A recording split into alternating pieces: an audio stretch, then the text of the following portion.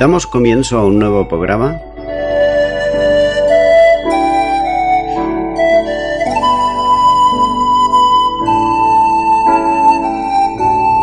Servidores de Dios. Quien te habla es Manuel Cornejo.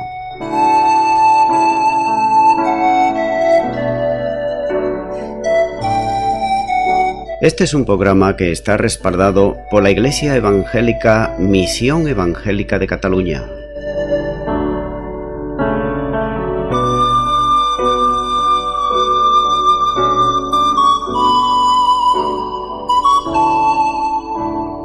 Estamos situados en la ciudad de Sabadell, en la avenida Matadepera número 239.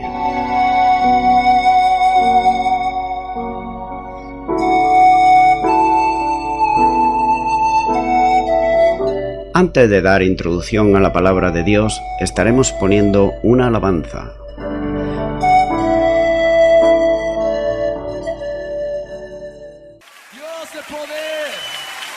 Dios de poder, oh, a ti te alabamos, Dios de gloria, a ti te alabamos, Dios de gloria, digno eres tú.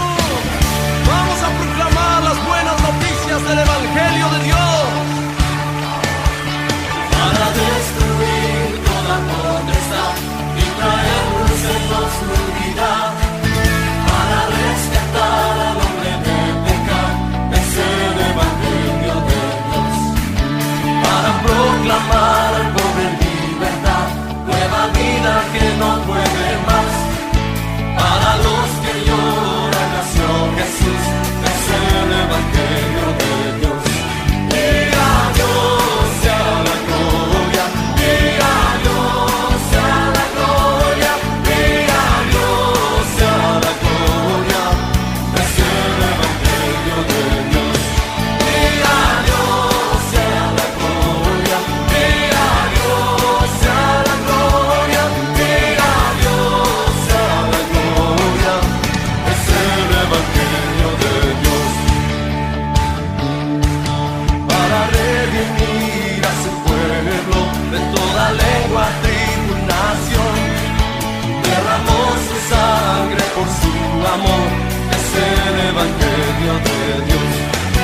Él resucitó, la muerte venció, Juan ladrón en la noche vendrá, y para siempre con su esposa reinará, es el Evangelio de Dios. Y a Dios sea la gloria, y a Dios sea la gloria, y a Dios sea la gloria, es el Evangelio de Dios. Y a Dios sea la gloria, y a Dios sea la gloria, y a Dios sea la gloria, es el Evangelio de Dios.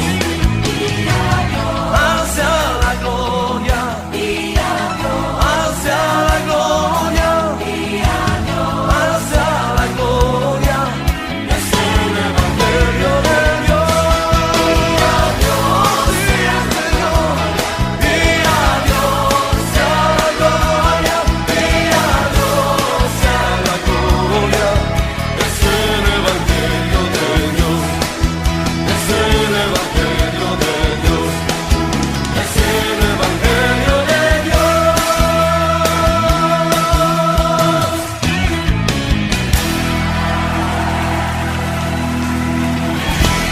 Aleluya. Gracias. Y de nuevo, tras la pausa musical, ya estamos con todos ustedes para estar compartiendo la palabra de Dios en la Biblia de una manera expositiva, versículo a versículo. Y es por eso que en esta ocasión estaré compartiendo en Hechos de los Apóstoles, capítulo 1 y versículo 6, donde dice la palabra de Dios. Entonces los que se habían reunido le preguntaron, diciendo: Señor, ¿restaurarás el reino de Israel en este tiempo? Dice la primera parte de este versículo, que entonces los que se habían reunido le preguntaron. Parece ser que esta era la última conversación que tuvieron los discípulos con el Señor Jesús antes que Él ascendiera al cielo. Esta pregunta nos demuestra que ellos vacilaban entre las expectaciones naturales y las realizaciones espirituales. Ellos aún no entendían todo lo que Jesús le había enseñado concerniente al reino de Dios, ya que sus esperanzas por un reino material y político era lo que todavía los judíos esperaban del Señor Jesús. Pero ahora sabían que todas las cosas eran posibles para el Señor, que había vencido a la muerte habiendo resucitado de entre los muertos. Pero ellos todavía pensaban que el mayor propósito del Señor Jesucristo era el de quitarle a Israel el yugo romano que tenía sobre sí para establecer el reino terrenal davínico. Debe de notarse especialmente la diferencia en el entendimiento sobre el reino tan pronto como ellos recibieron el Espíritu Santo de Dios, pues aún siendo testigo de la crucifixión y la resurrección no era suficiente. Era preciso que recibieran al Espíritu Santo de Dios, ya que sin duda estaban pensando en el futuro, como se comenta por el profesor Juan Leal, en el cual dice en su comentario: el reino por el cual preguntaban los discípulos es el mesiánico, concedido en forma temporal. Los discípulos pensaban que una restauración de la dinastía davínica y la gloria temporal del pueblo propia de aquella época. Esto es lo que ellos pensaban. Todo a favor del pueblo judío. Esto hay que considerarlo, ya que ellos pensaban que la nueva dispensación solo sería para el pueblo de Israel y nada más. Continúo ahora con el versículo 7, donde dice la palabra de Dios: y les dijo: no os toca a vosotros saber los tiempos o las sazones que el Padre puso en una sola potestad. Dice esta primera parte del versículo: y les dijo. Los discípulos verdaderamente deseaban saber con exactitud la fecha en la que iba a ocurrir tales acontecimientos de la instauración del reino mesiánico, ya que su problema no era el hecho de saber que tal cosa ocurriría. Su problema era que querían saber el día y la hora exacta. ¿Querés saber el futuro? El futuro. Muchas veces las personas desean saberlo. Por esta razón, acuden a falsos adivinos, guiados por el diablo. Pero el futuro pertenece solamente a Dios, y absolutamente a ningún ser humano o ningún ángel jamás podrá conocer el futuro, ya que esto, como he dicho, le pertenece solamente a Dios. Ellos, los discípulos, debieron de haber recordado la observación tan pertinente que hizo Moisés, cuando dice en Deuteronomios, capítulo 29 y versículo 29. Las cosas secretas pertenecen a Jehová, nuestro Dios, mas las reveladas son para nosotros y para nuestros hijos para siempre, para que cumplamos todas las palabras de esta ley. Es decir, que todo lo que se le había de revelar iba a ser revelado a través de la ley, de la palabra de Dios. Es por eso que hay muchas personas que dicen tener una nueva revelación de parte de Dios, pero ninguno de esas cosas es verdad, ya que toda la revelación está en la palabra de Dios, como vemos aquí en Deuteronomios y como vemos también en el Nuevo Testamento. Es decir, que el hombre no necesita ninguna revelación más de parte de Dios para la salvación de su alma. Sigue diciendo este versículo: no les toca a ustedes saber. Jesús reprende a sus discípulos por su limitada comprensión de lo intenso del reino de Dios. Él no quiere reprobar, sino enseñar, que el Padre puso en una sola potestad. El Padre está en completo control del calendario de los acontecimientos del mundo y Él traerá todo a su destino final, pero a su tiempo, no al nuestro. Igual que en el tiempo señalado por el Padre, Jesucristo se encarnó en la persona del Señor Jesús, naciendo de la Virgen María. Es por eso que Jesús enseña que los discípulos deben evitar explorar los tiempos y también las sazones desconocidas del futuro. ¿Por qué? Porque ahí van a pasar mucho tiempo tratando de deducir entre ellos cosas que la palabra de Dios no dice. Probablemente los discípulos habían olvidado las palabras que Jesús les dijo en el discurso del Monte de los Olivos, cuando él dice en Marcos 13:32: «Pero de aquel día y de aquella hora nadie sabe, ni aun los ángeles que están en el cielo, ni el Hijo, sino el Padre». Hay cosas que Dios revela a una sola potestad, y por tanto, desde la condición del revelador de Dios, que es como vemos en Juan 1:18 dice: «A Dios nadie le vio jamás.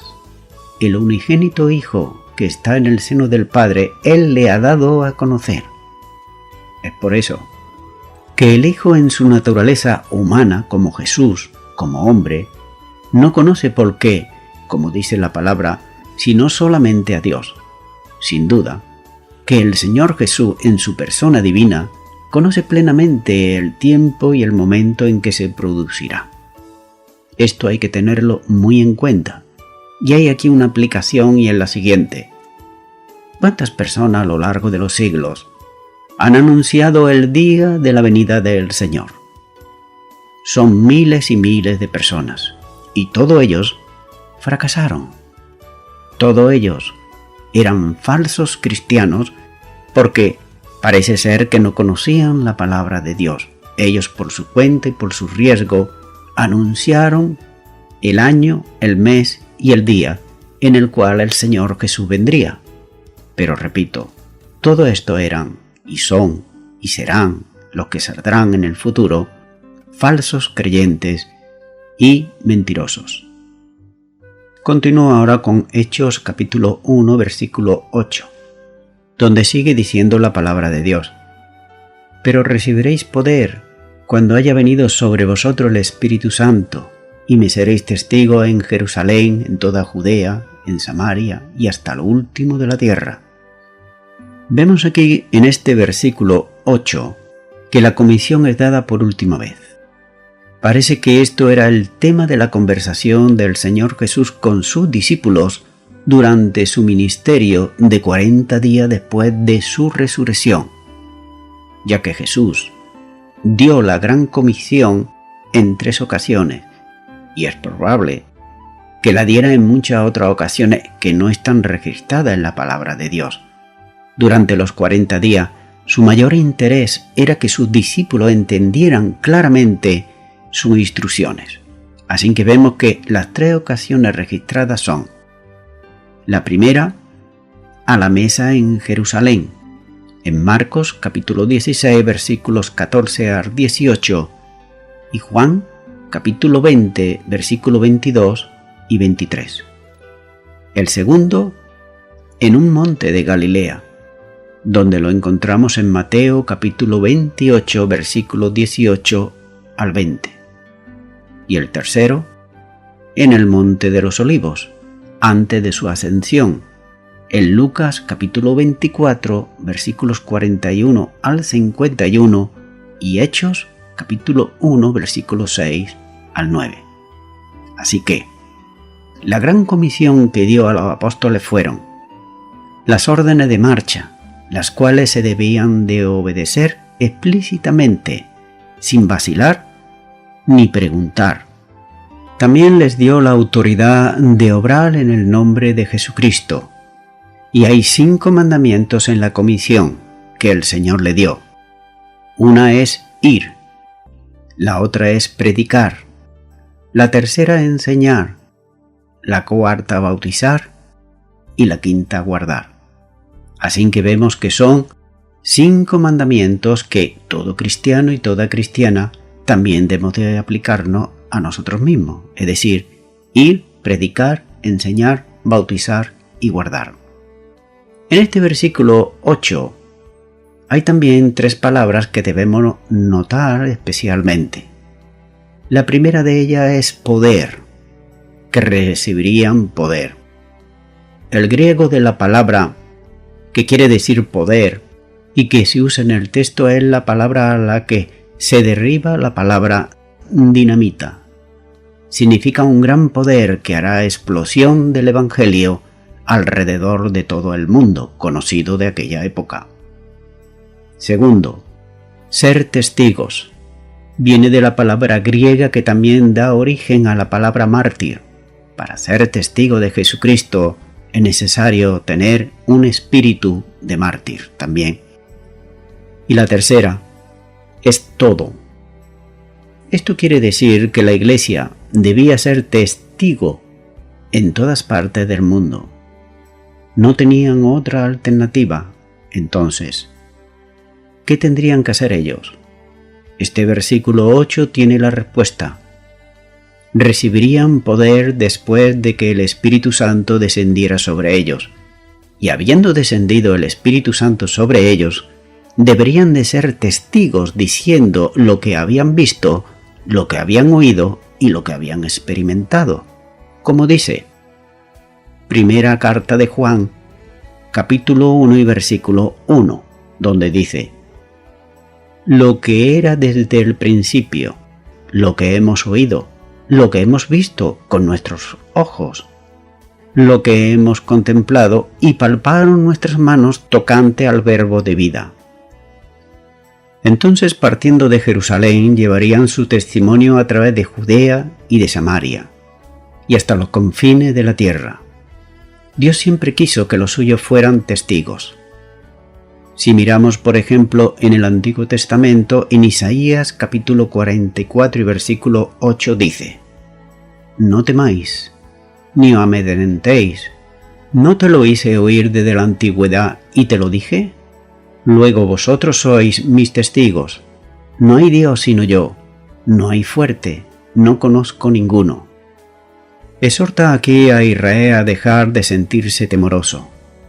Aunque había una encomienda de ser testigos suyos, el temor lo impidía.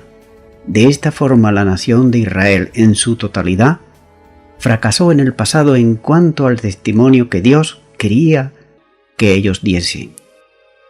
También hay que hacer notar en este versículo de Isaías capítulo 44 y versículo 8, donde la falsa secta de los testigos de Jehová dice que son ellos sus testigos.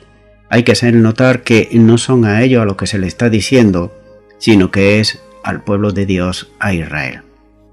Así que los cristianos no tenemos por qué fallarle al Señor en el día de hoy como lo había hecho el pueblo de Israel en el pasado, ya que el bautismo en el Espíritu Santo está a nuestra disposición como experiencia de ese poder que puede llenar a la persona.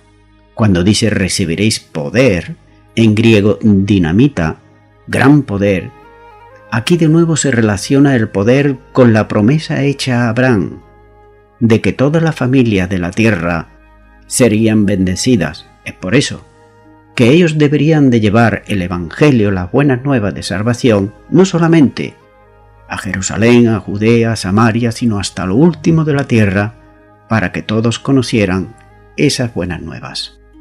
Es por eso que Jesús, en Mateo capítulo 24, versículos 3 al 28, insiste en que no podían esperar que hubiese condiciones ideales antes de esparcir el Evangelio entre las naciones.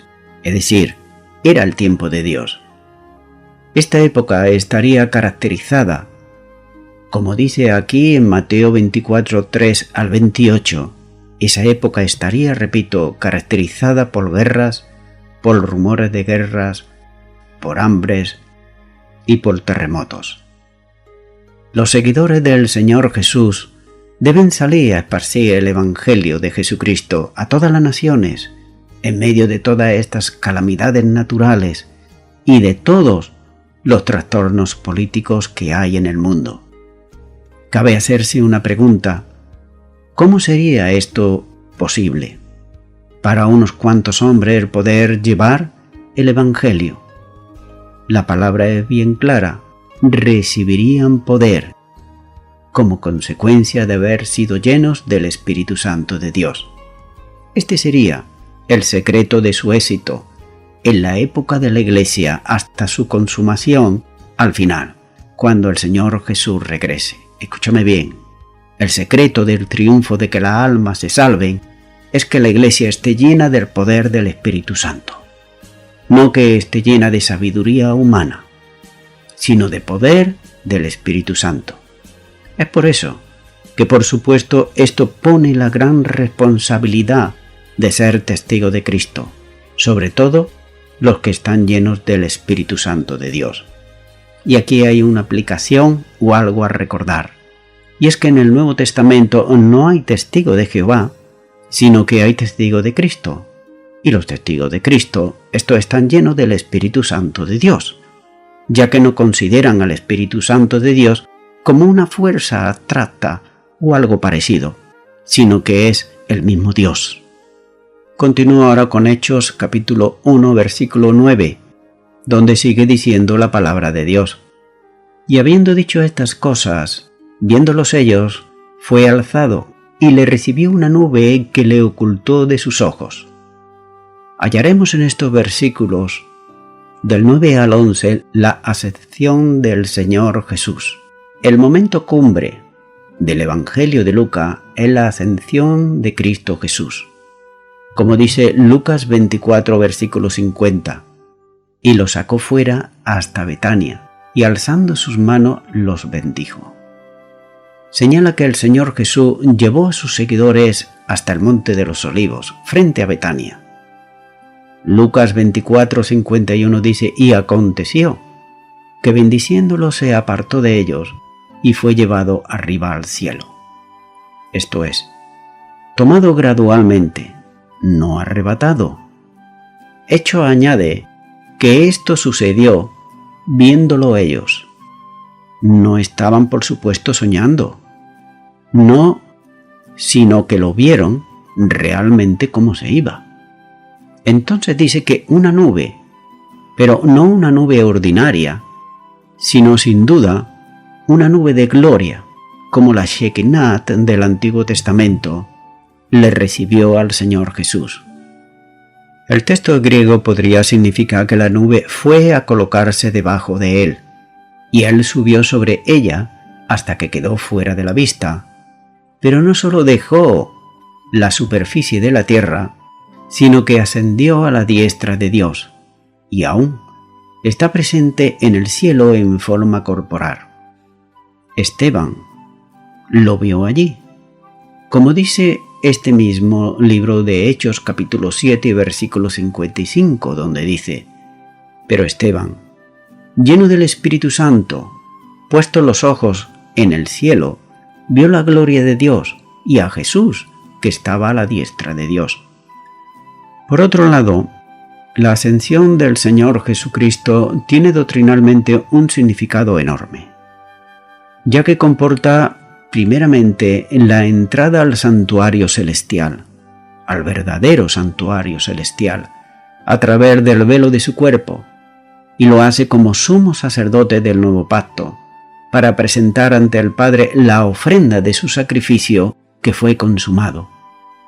Habiéndose presentado él voluntariamente en sacrificio vivo por el pecado, como muestra en Hebreos capítulo 9.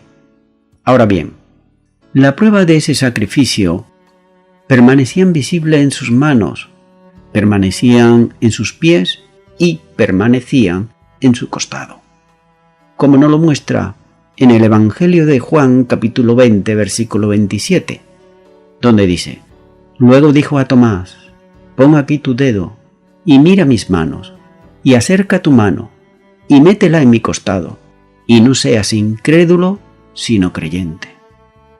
También en Apocalipsis 5:6 se representa a Jesucristo como el Cordero inmolado.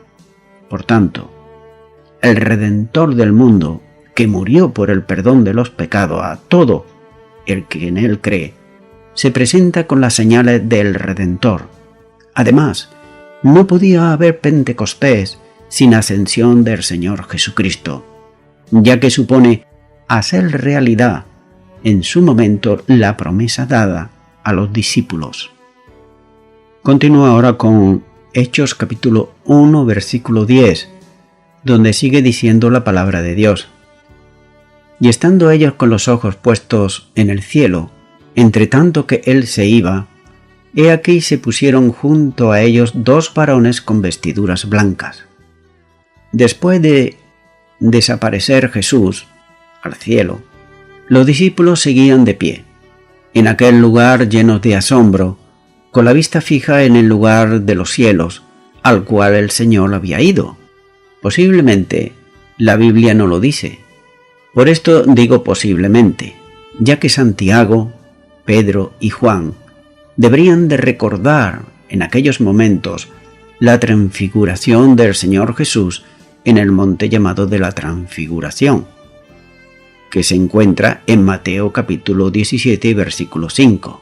Así que, de pronto 2 hombres aparecieron junto a ellos con ropas blancas. El blanco es simbolismo de pureza, aunque aquí no se llama ángeles. La suposición general es que lo eran. Los ángeles son espíritus, pero por lo general aparecen en la Biblia también muchas veces como hombres. Las ropas blancas nos recuerdan también a los ángeles que aparecieron en la tumba en el día de la resurrección. Como lo muestra en Lucas, lo llama varones, Lucas 24:4, mientras que en Juan se refiere a ellos como ángeles, en Juan capítulo 20, versículo 12. Y como dice este versículo 10, he aquí se pusieron junto a ellos 2 varones con vestiduras blancas. Lucas, cuando describe de este modo, es para poner al lector para que perciba claramente la presencia de los ángeles enviados del cielo, como aquellos que se habían aparecido a las mujeres en el día de la resurrección, junto a la tumba, donde había estado el Señor, como mencioné en Lucas 24:4. De manera que la manifestación de los ángeles no era para reprender a quienes estaban mirando al cielo, sino para alentarlo en su esperanza y confirmarle la promesa del regreso del Señor Jesús. Continúa ahora con Hechos capítulo 1 y versículo 11, donde sigue diciendo la palabra de Dios. Los cuales también le dijeron: varones galileos, ¿por qué estáis mirando al cielo? Este mismo Jesús que ha sido tomado de vosotros al cielo, así vendrá como le habéis visto ir al cielo. Dice la primera parte de este versículo, los cuales también les dijeron. La presencia de los ángeles iba acompañada de un mensaje para quienes estaban contemplando la ascensión del Señor Jesús al cielo, en el Monte de los Olivos.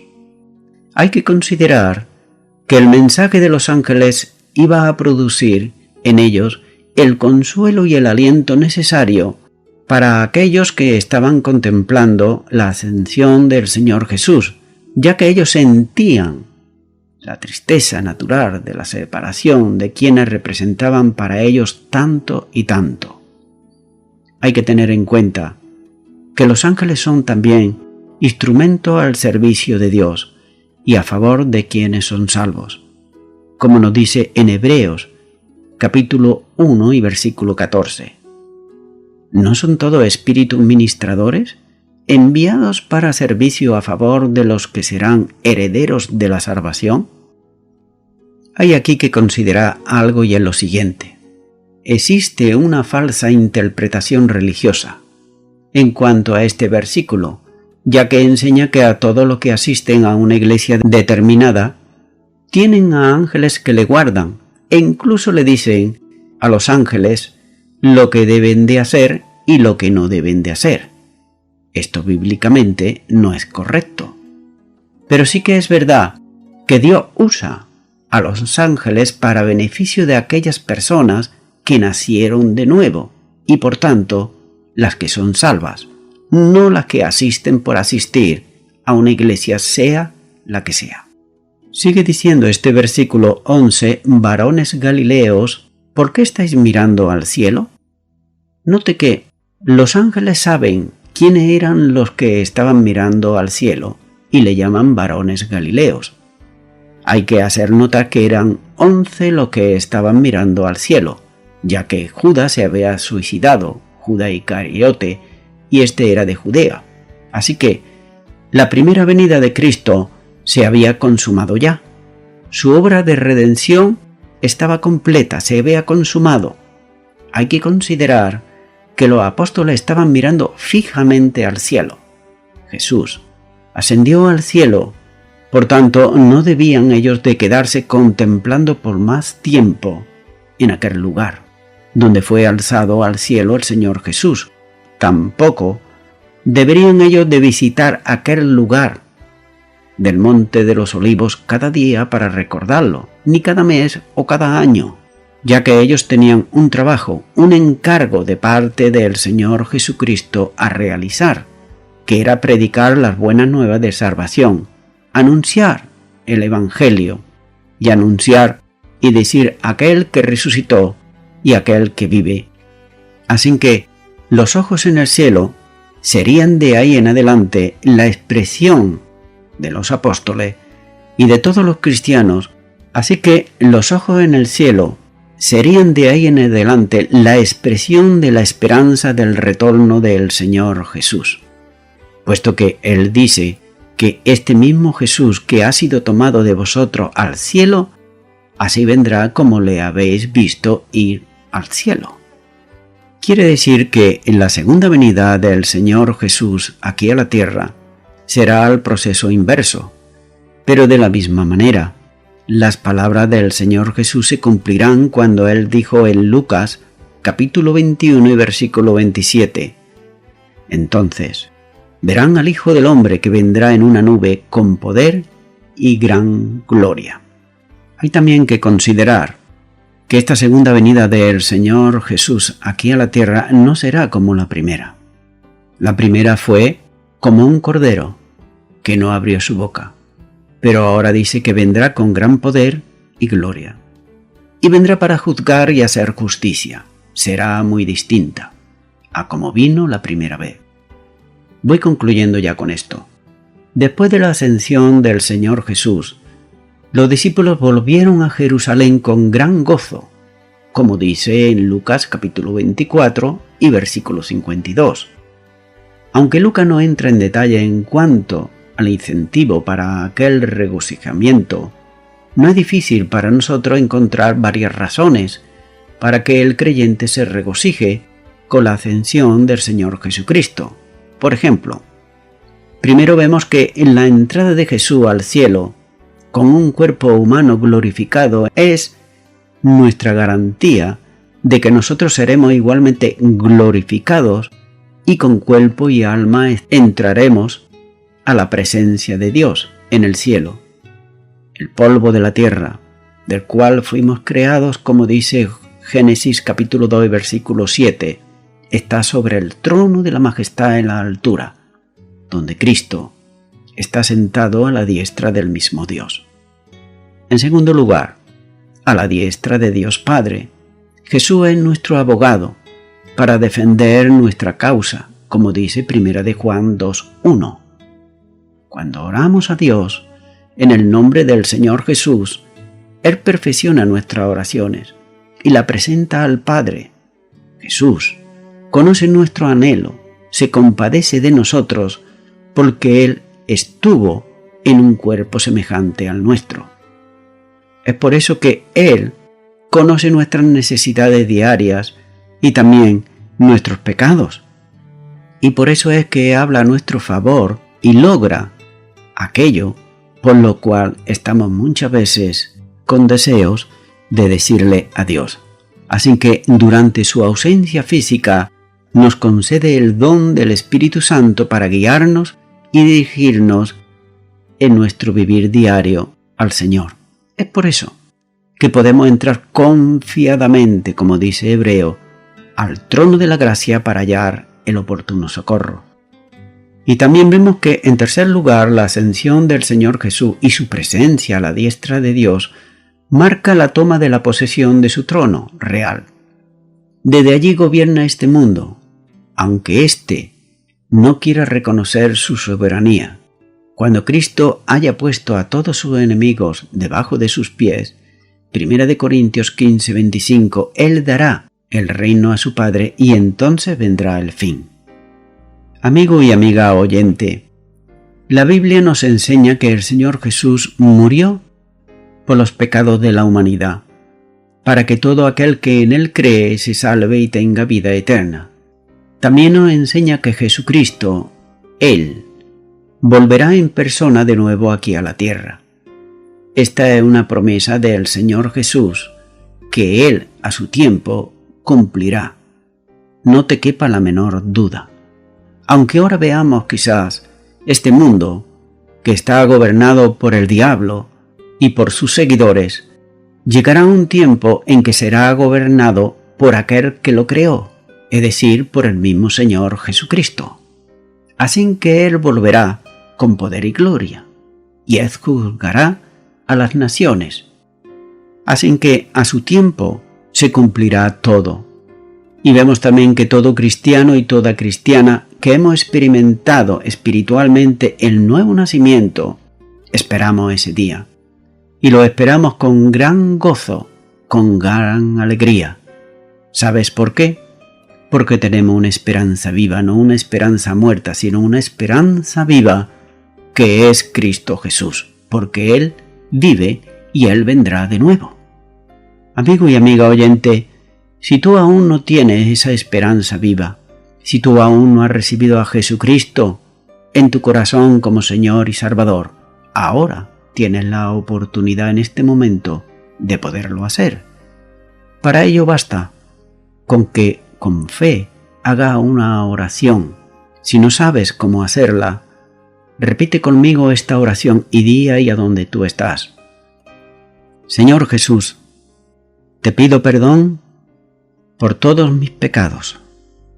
Reconozco que tú morites por mis delitos y pecados. Reconozco que tú resucitaste de entre los muertos. Reconozco, porque tu palabra así lo declara, que tú ascendiste a los cielos. Y también creo que tú volverás. Yo te doy gracias, porque a partir de ahora tú estás en mi corazón, y yo espero esa venida tuya. En el nombre de Jesús. Amén.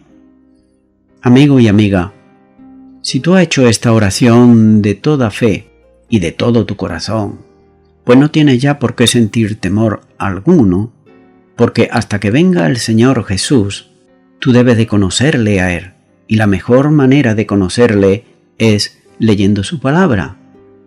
Puedes empezar, si no lo has hecho, con los evangelios. También es bueno que ores a Dios en el nombre del Señor Jesucristo.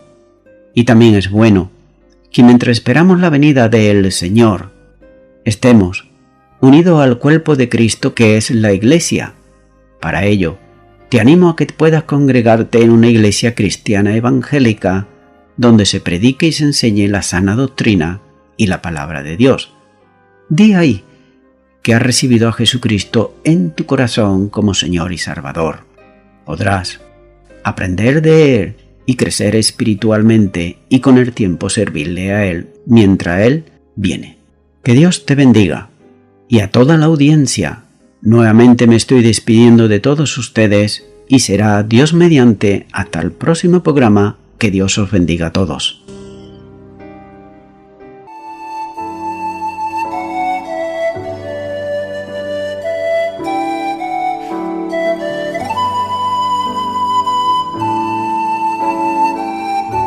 Te recuerdo que estamos situados en la ciudad de Sabadell, en la avenida Matadepera 239. Los horarios de culto son los siguientes. El miércoles a las 7 de la tarde, culto de oración. El viernes a las 7 de la tarde, estudio bíblico. Y el domingo por la mañana, a las 11 de la mañana, alabanza, adoración y escuela dominical. Y por la tarde, a partir de las 6 de la tarde, predicación de la palabra de Dios.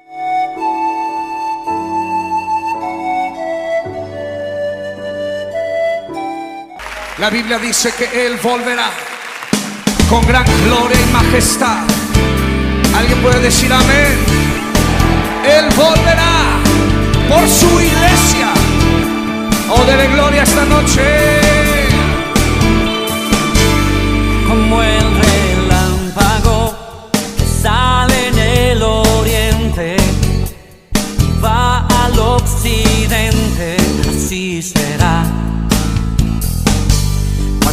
vuelva el Señor. Como un ladrón que viene en la noche y nadie lo espera, así será cuando vuelva Jesús. Él volverá y a su gloria me transformará, regresará y en una nube me arrebatará con poder y gran gloria. Cristo Jesús volverá. No los oigo.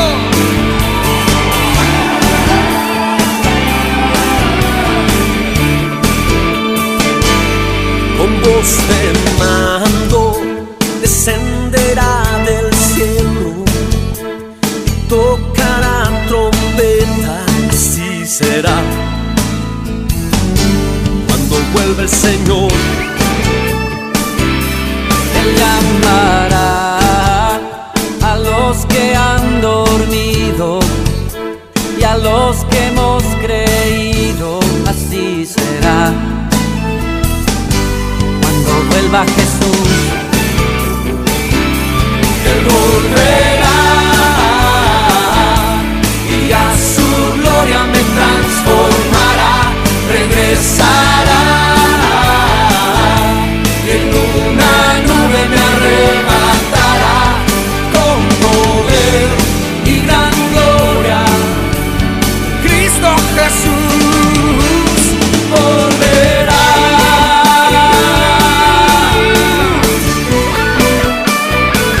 Grita con júbilo.